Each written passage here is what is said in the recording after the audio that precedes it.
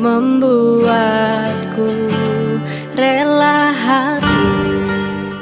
Yang saya hormati Bapak Ketua Dikdasmen Muhammadiyah Jawa Timur, Profesor Dr. Kozin, Bapak Wakil Ketua Dikdasmen Jawa Timur, Profesor Iza Ansari, dan juga yang saya hormati Ketua Koskam, Bapak Imam, Bapak-Bapak Ustadz, juga para kepala sekolah, Bapak Ibu yang saya hormati, juga para guru sekalian, para pejuang-pejuang di dunia pendidikan.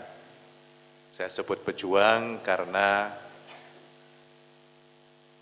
satu ketika melihat guru-guru yang bersukacita, berbahagia melihat anak-anak didiknya menjadi orang, kita ngomongnya menjadi orang, ya, ketika di momentum itulah kita akan bersyukur bahwa segala usaha, segala benih baik yang Bapak Ibu tanamkan kepada anak didik itu tidak akan kembali dengan sia-sia.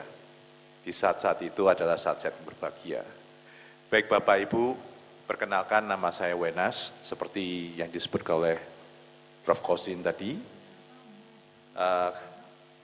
Saya adalah Managing Director dan juga pendiri dari PT Universal Solusi Edukasi yang merupakan rekanan kerja dari Marshall Cavendish Education. Dan kami mempunyai beberapa pilar layanan.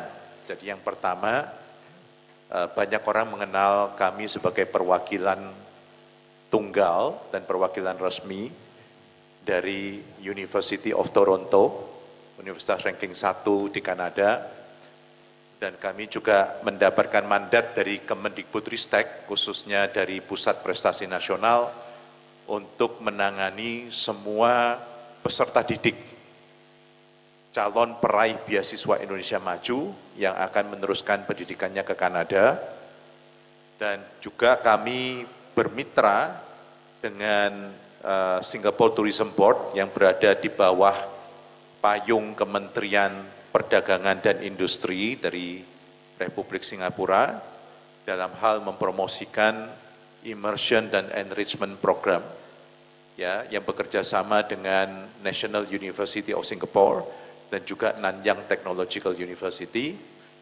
Dan pilar yang ketiga adalah kerjasama kami dengan Marshall Cavendish Education untuk memberikan wawasan mengenai artificial intelligence. Tadi saya sebutkan juga tentang NUS karena ini ada alumninya di sini, Pak Tri. Pak Tri ini adalah alumni dari National University of Singapore, peraih beasiswa ya di NUS. Kemudian beberapa hari yang lalu ketika saya bertemu dengan NUS, beliau minta supaya Universal mengkoordinasi para calon mahasiswa untuk S2, khususnya di bidang atau di program Master of Technology di bidang Artificial Intelligence. Jadi kalau Bapak Ibu mungkin dari pengurus yang ada kader-kadernya yang tertarik untuk mengambil program ini, itu bisa melalui jalur beasiswa LPDP. Ya, karena NUS itu terdaftar secara resmi di LPDP. Ya, jadi mungkin sekitar itu Bapak Ibu layanan yang kami berikan ada 3 pilar, mulai dari perwakilan, kemudian mendapatkan mandat dari Kemendikbudristek, ya, kemudian kami juga bekerja sama dengan pemerintah Singapura dalam hal immersion dan enrichment yang 3 bulan yang lalu Pak Kozin mengikuti, Prof. Kozin mengikuti Femtrip di Singapura atas undangan oleh pemerintah Singapura. Ya, dan yang ketiga juga yang terakhir bekerja sama dengan Marshall, dan yang paling baru adalah kerjasama kami dengan Diknas pemerintah Australia Barat dalam hal kurikulum, pengembangan kurikulum Australia Barat yang ada di Indonesia. Ya, semoga workshop pada pagi hari ini memberikan manfaat. Ya, dan juga kita tidak bisa memungkiri bahwa AI ini semakin agresif, ya termasuk di dalam dunia pendidikan. Kalau Bapak Ibu memiliki kesempatan untuk ke Singapura, nah X-ray di Singapura terakhir berapa hari yang lalu itu saya masuk ke Terminal 4 Bapak Ibu. Dan saya kaget mesin X-ray-nya beda. Mesin X-ray-nya beda.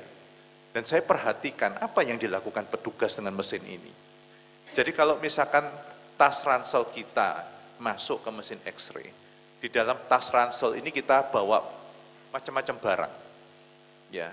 Nah, ketika didetek itu kan gambarnya kan agak kabur-kabur begitu ya. Ya, agak kuning-kuning oranye. Nah, petugas itu langsung minta bantuan AI. Ini benda kotak, ini kemungkinannya benda apa ini? Kalau misalkan dia tidak ingin membuka, maka AI akan memberikan referensi. Sekian persen itu mirip benda ini, sekian persen mirip benda ini. Kira-kira benda ini berbahaya atau tidak. Jadi bisa dideteksi. Nah, yang lebih berbahaya sebetulnya, para dokter di bidang radiologi. Ya, karena kalau selama ini misalkan saya di-scan paru-paru saya misalnya. Ya, kemudian ya mungkin dokter menemukan kasus-kasus tertentu, maka dengan bantuan AI bisa mengambil semua data referensi yang ada dari mana-mana untuk memberikan hasil analisa. Ya. Nah, sementara kalau misalkan dengan manual, hanya dokter radiolog, ya kita berdasarkan pengalaman kita sebagai seorang radiologis di masa lalu. Saya pernah menemukan kasus seperti ini, maka saya menyimpulkan sepertinya kondisi pasien ini seperti ini.